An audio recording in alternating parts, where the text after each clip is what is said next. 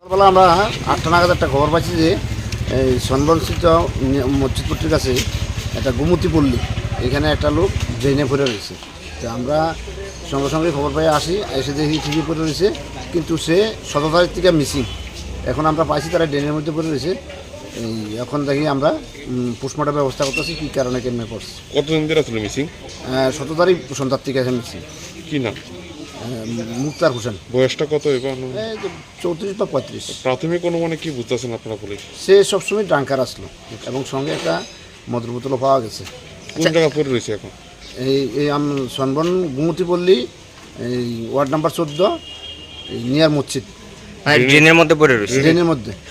আচ্ছা, কতদিন ধরে পড়ে রয়েছে প্রাথমিকভাবে আপনারা ধারণা করতে পারছেন? হ্যাঁ, বডি তো দেখা যায় একটু খোলা অবস্থা আছে, মনে হয় 2-1 দিন আগে পড়ছে।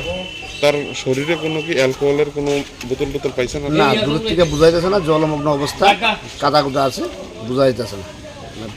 প্রাথমিক তদন্তের পর বোঝা যাবে যে ময়নাতদন্তের পর, পোস্টমর্টমের পর বোঝা যাবে কী করা যায়। ঠিক আছে।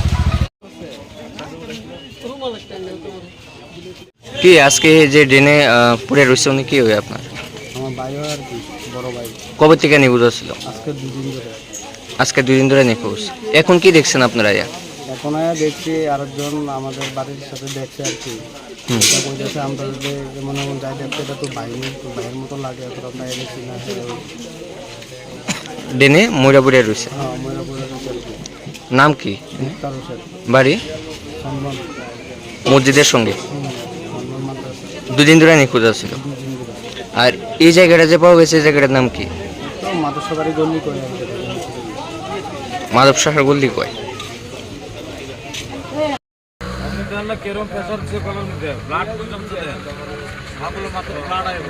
মুখ নিলে